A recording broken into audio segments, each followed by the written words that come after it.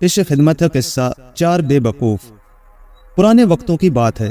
किसी जगह चार भाई रहते थे। वो अपनी बेवकूफ़ी की वजह से चार बेवकूफ़ के नाम से मशहूर थे। वो चारों इतने बेवकूफ़ थे कि कोई काम काज भी ना कर सकते थे। उन्हें किसी काम वगैरह की समझ ही ना थी। उनके शहर में सब लोग चार बेवकूफ़ों की बेवकूफ़ी जान गए थे, इसलिए कोई उन चारों को अपने पास काम ना देता। चारों भाइयों ने सोचा कि किसी दूसरी जगह जाकर काम तलाश करते हैं जहां कोई उनकी बेवकूफ़ी को न जानता हो। चुनांचे चारों बेवकूफ़ काम की तलाश में एक गांव पहुंच गए जहां कोई उन्हें नहीं जानता था। उस गांव के एक अमीर आदमी को काम के लिए कुछ मजदूरों की ज़रूरत थी। उसने जब चार हट्टे कट्टे जवान देखे तो खुश हो गया कि ये चारों ज़रूरतमंद हैं और उससे भी मुलाजिम चाहिए थे। क्या काम कर लेते हो तुम लोग? अमीर आदमी ने पूछा। साहब, हम हर काम कर सकते हैं, आपने क्या काम करवाना है? एक बेवकूफ़ जल्दी से बोला। बाकी तीन ने सर हिलाकर उसकी तायद की। ठीक है, तुम लोग जंगल में जाओ और लकड़ियाँ काट कर लाओ। बैलगाड़ी ले जाना और लकड़ियाँ उस पर लाद कर घर ले आना। अमीर आदमी ने समझाया तो चारों ने झट से सर हिलाया और बैलगाड़ी पर बैठकर लकड़ियाँ लेने चले गए। चारों बेहद खुश थे कि उनकी बेवकूफ़ी से नावाकिफ अमीर आदमी ने उन्हें काम पर रख लिया। जंगल से वापसी पर चारों लकड़ियों के गट्ठे बैलगाड़ी पर रखकर खुद भी बैठ गए और अमीर आदमी के घर की तरफ वापस रवाना हुए। रास्ता आधा कच्ची सड़क थी और कुछ फासले पर जाकर सड़क पक्की आ गई। कच्ची सड़क पर चलते हुए बैलगाड़ी के पहिए अजीब आवाजें निकाल रहे थे, मगर पक्की सड़क पर चढ़ते ही पहिए तेज चलने लगे और पहियों की चूं चूं बंद हो गई। अचानक एक बेवकूफ ने चलती बैलगाड़ी से छलांग लगा दी और चिल्लाया, उतरो उतरो, गड्ढा मर गया है, गड्ढा मर गया है। बाकी तीनों उसकी तकलीद में गड्ढे से उतर आए और पूछने लगे कि तुम्हें कैसे पता चला कि गड्ढा मर गया है? अरे बेवकूफो, थोड़ी देर पहले गड्ढा बोल रहा था, अब चुप है, चू चू की आवाज नहीं आ रही है। बेचारा ज्यादा बोझ बर्दाश्त नहीं कर सका और मर गया। ये क्या हो गया? हम सब मुर्दे पर सफर कर रहे थे, चलो इसका अंतिम संस्कार करें। बाकी तीनों ने जल्दी से हाँ में हाँ मिलाई और गड्ढे को लकड़ियों समेत आग लगाकर उसकी चिता जला दी और बैल वहीं मौजूद एक गरीब आदमी को दान कर दिए और खाली हाथ वापस आ गए। अमीर आदमी ने गड्ढे की मरने की खबर सुनकर सर पकड़ लिया और बोला, बेवकूफो, लकड़ी का गड्ढा कैसे मर सकता है? बेजान होता है गड्ढा तो। मगर वो चारों बोले, नहीं साहब, वो बोलता था फिर चुप हो गया, मर ही गया ना बेचारा। और मेरे कीमती बैल कहाँ है? अमीर आदमी ने पूछा।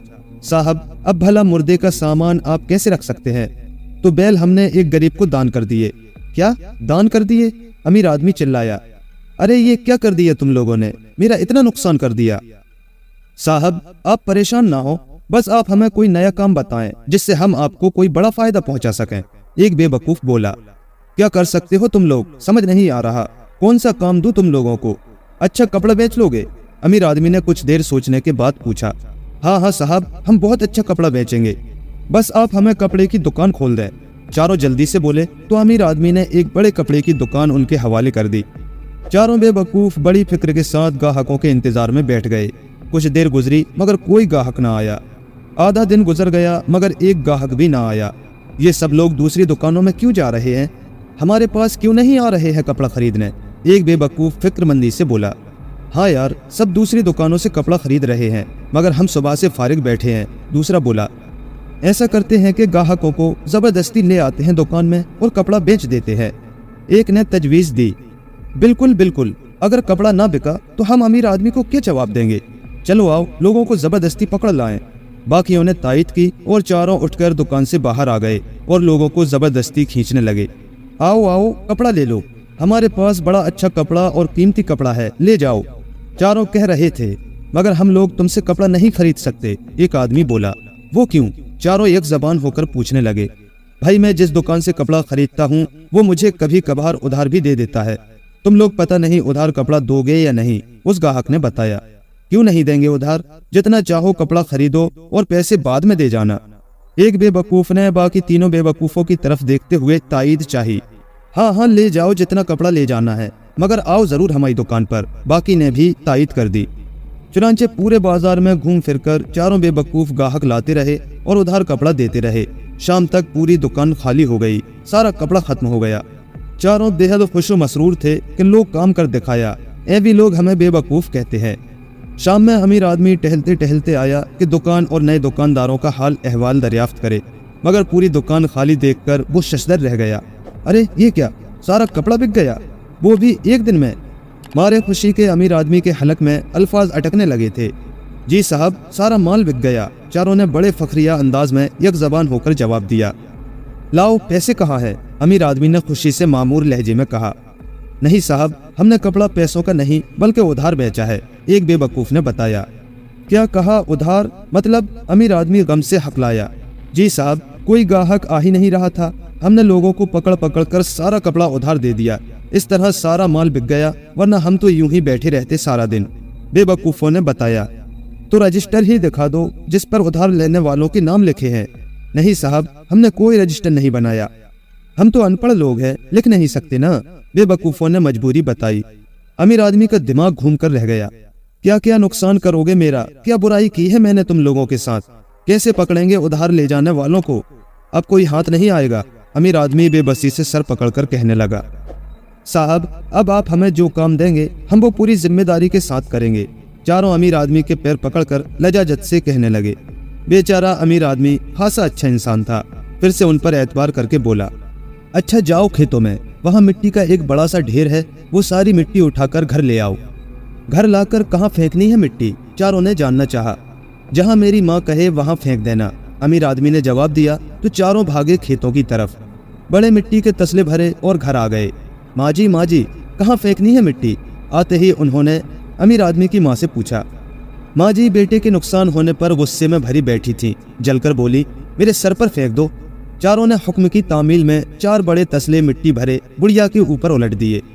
बेचारी बुढ़िया मिट्टी हटाना चाहती थी, मगर चारों भागकर खेत करीब था घर से, जाते और 4 तसले भरकर लाते और अम्मा के ऊपर उलट देते। अम्मा बेचारी ने कुछ कोशिश की मिट्टी हटाने की, बाल आखिर नीचे दब गई और अगले जहां को रवाना हो गई। हाँ भाई, मिट्टी फेंक दी जहां मेरी माँ ने कहा था? अमीर आदमी ने पूछा। जी फेंक दी है साहब। मेरी माँ कहाँ है? अमीर आदमी ने पूछा। इस मिट्टी के नीचे, चारों इकट्ठे बोले। क्या कहा, मिट्टी के नीचे? क्यों है मिट्टी के नीचे मेरी माँ? अमीर आदमी ने रोते हुए पूछा। साहब, आपने कहा था जहां मेरी माँ कहे वहां मिट्टी फेंक देना। उन्होंने कहा कि मिट्टी उनके सर पे फेंक दे, तो हमने फेंक दी, जवाब मिला। मेरी माँ को मार दिया तुमने? अमीर आदमी रोने लगा। अच्छा, अब मेरा मुंह क्या देख रहे हो? चलो और मेरी माँ की चिता जलाने का इंतजाम करो। अमीर आदमी ने मिट्टी में दबी माँ को निकाला और एक चारपाई पर लेटाया। चारों ने एक बार फिर खिदमत पेश कर दी। अब जाओ शमशान घाट, मेरी माँ की चारपाई ले जाओ और लकड़ियां जमा करके रखो, मैं आता हूँ रिश्तेदारों को इत्तला करके। अमीर आदमी ने कहा तो चारों ने बुढ़िया की चारपाई उठाई और भागे शमशान घाट की तरफ। चारों चारपाई उठाकर भाग रहे थे। बेचारी बुढ़िया चारपाई से गिर गई और वो बेवकूफ खाली चारपाई ले गए और लकड़ियां जमा करके जब चारपाई के पास आए तो वहाँ बुढ़िया नहीं थी। बुढ़िया कहाँ गई? चारों हैरान हुए और इर्द गिर्द बुढ़िया को तलाश करने लगे। थोड़े से फासले पर एक बुढ़िया लकड़ियां जमा कर रही थी। चारों बेवकूफ उस जिंदा बुढ़िया को अमीर आदमी की मुर्दा माँ समझ बैठे और बुढ़िया के पास जाकर बोले, अरे अम्मा, इतनी ज्यादा लकड़ियां हमने रख ली हैं, काफी हैं तुम्हारे जलाने के लिए, तुम क्यों मेहनत कर रही हो? आओ, तुम्हें जलाने का टाइम हो गया है। ये कहकर चारों ने किसी दूसरी जिंदा बुढ़िया को पकड़ा और लकड़ियों पर लिटाकर आग लगा दी। बेचारी की एक न चली और वो जल गई।